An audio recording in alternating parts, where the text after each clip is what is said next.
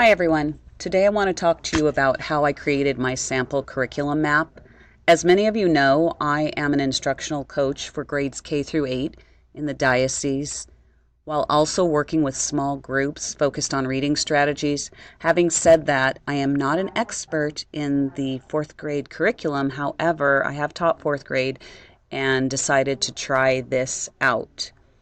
I'm showing you the screen of the curriculum map, and many of you probably haven't seen it look like this, so I decided I'd like to show you the different tabs so you can understand that it's going to look like this and your calendar will look a certain way. So we'll go back to that in a minute. But first I'd like to talk about why do we want a curriculum map.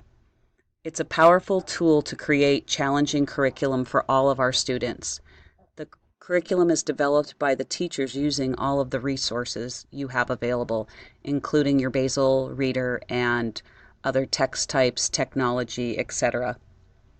It's also a powerful process to raise student achievement and engagement, and also for us to reflect on and see where we have gaps in learning. It's a great tool to focus your PLCs and have discussion around those. But really, the powerful piece is to reflect on your curriculum map and understand that it's an organic document that you can change as you go along.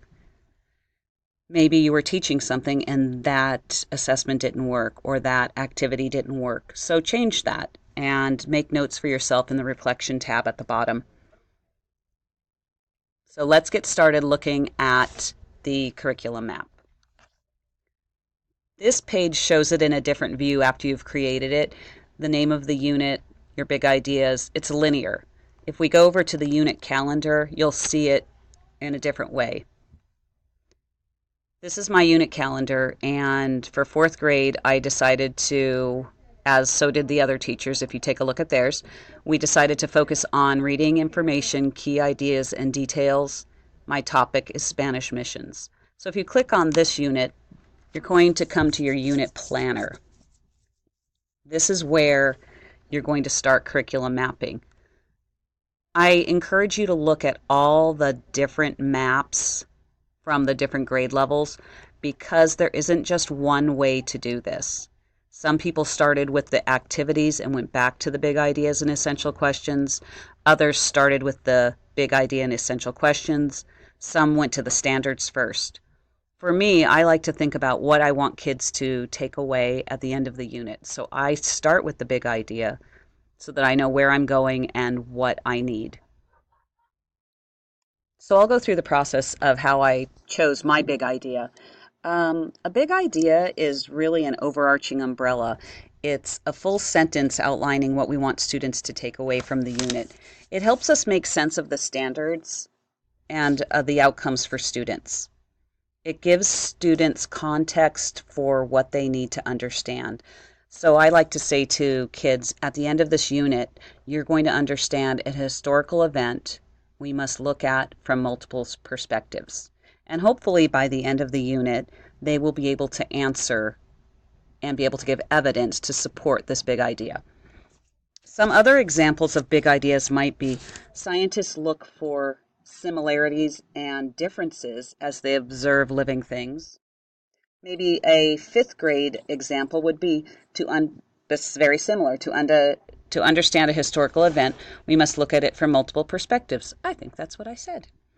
And for possibly a middle school grade level, effective authors capture human elements that allow readers to connect to their own experiences. So when you go back to the standards, you'll be able to see and choose standards that align with those. These sometimes are the more difficult pieces to do in your curriculum map. So if you're getting hung up on a big idea and essential questions, go down and start with your standards, your learning activities, whatever you feel comfortable with, and then go back and see what you want students to take away from this unit.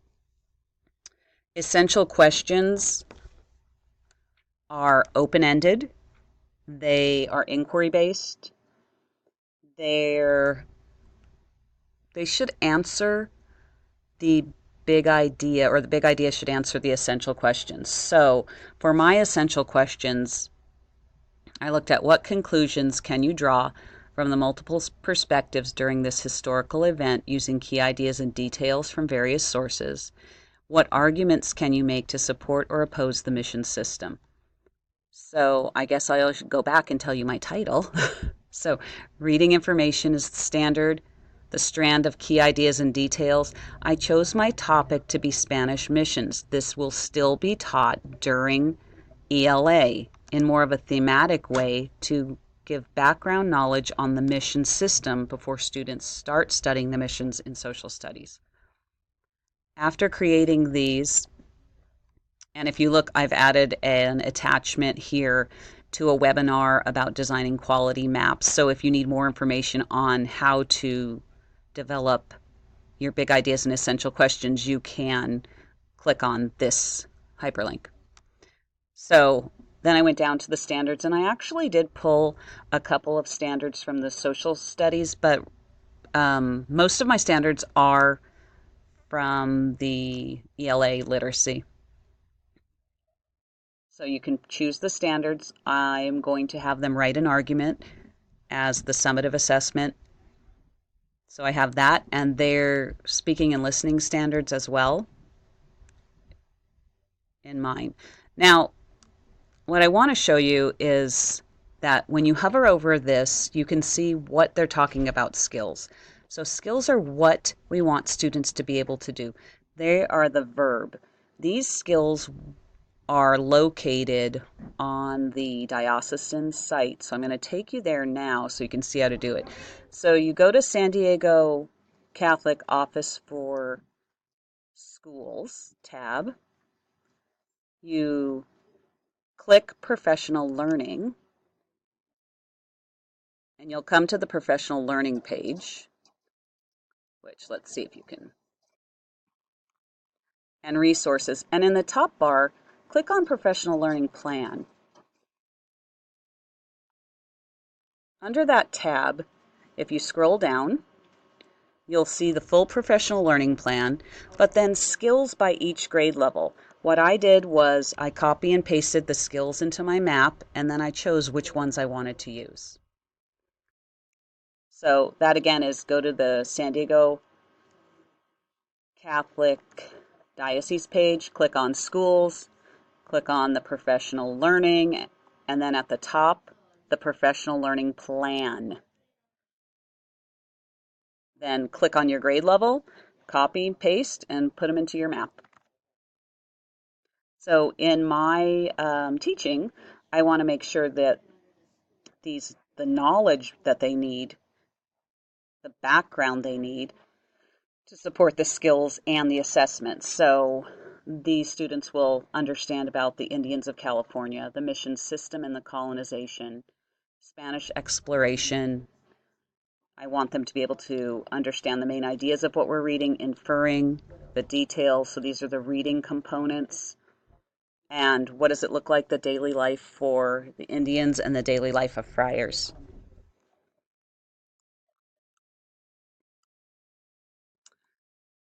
I don't work at one of the Catholic schools, so you understand which SLEs you're going to use and Catholic identity. That's a good place to have conversation with your staff too. So your assessment should answer your big idea, making sure that you have an assessment for those standards as well. When you choose an assessment, you'll also be able to choose the standard that you're going to align with that assessment.